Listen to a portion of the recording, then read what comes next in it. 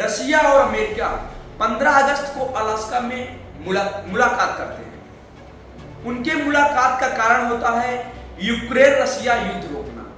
यह मुलाकात अमेरिकी राष्ट्रपति डोनाल्ड ट्रंप के आग्रह पे होता है। वह पुतिन से रिक्वेस्ट करते हैं कि आप युद्ध रोकिए, हम आपकी सारी शर्तों को मानने के लिए तैयार हैं। और इस बात को पुतिन भी मानते हैं और फिर पुतिन यूनाइटेड स्टेट्स अमेरिका में आते हैं। उनका प्लेन कुछ दूर पर उतरता है अलास्का में और अमेरिकी राष्ट्रपति डोनाल्ड ट्रंप का प्लेन कुछ दूर पर उतरता है।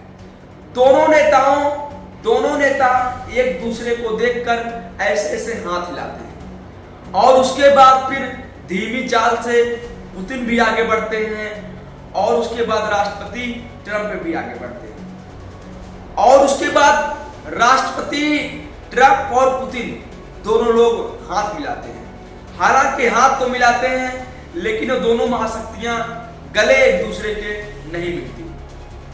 राष्ट्रपति पुतिन की स्वागत के लिए ट्रंप ने B-2 बॉम्बर आकाश में लैंडिंग करवा दिया। अलास्का में जहां पर वो थे वहां पर B-2 बॉम्बर पूरी तरह से आसमान में तैनात कर दिया और जहां पर पुतिन और अमेरिकी राष्ट्रपति डोनाल्ड ट्रंप खड़े थे उनके ऊपर से B-2 बॉम्बर गर्जना करता हुआ उड़ान भर रहा। अमेरिकी राष्ट्रपति ट्रंप और रशिया के राष्ट्रपति पुतिन, जब ये दोनों महाशक्ति के बड़े बड़े नेता, सबसे बड़े नेता एक दूसरे से मिलते हैं तो इनकी सेना भी हाई अलर्ट पर होती है।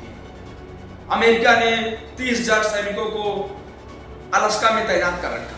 साथ ही साथ फाइटर जेट गश्त लगा रहे थे। जहां पर ये मिल रहे थे इनके ऊपर आसमान में फाइटर जेट गश्त लगा रहे थे। रशिया भी इस मामले में कम नहीं था।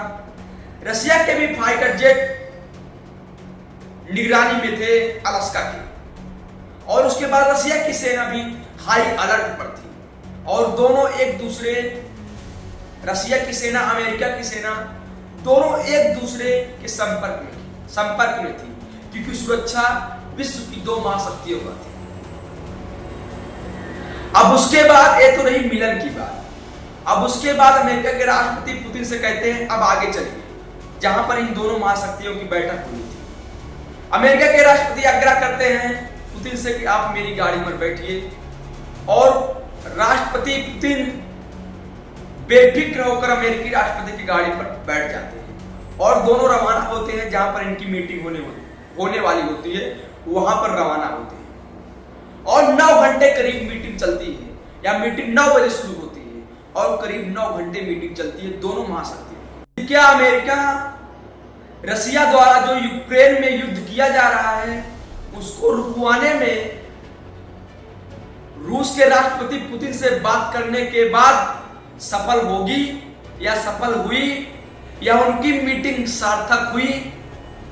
तो जो दोनों नेताओं का बयान है, जो दोनों नेताओं के मंत्रालय का बयान है, उससे लग रहा है उनका बयान है कि इन दोनों नेताओं की मीटिंग सार्थक हुई है। मतलब काफी हद तक इन दोनों नेताओं की मीटिंग सार्थक हुई है क्योंकि अमेरिकी राष्ट्रपति ने बोला था कि अगर रशिया युद्ध नहीं रोकता है, रशिया मेरी बातों को नहीं मानता है तो मैं गुस्सा हो जाऊंगा, काफी निराश हो जाऊंगा और ज़ेलेंस्की के पास भी फोन नहीं करूंगा।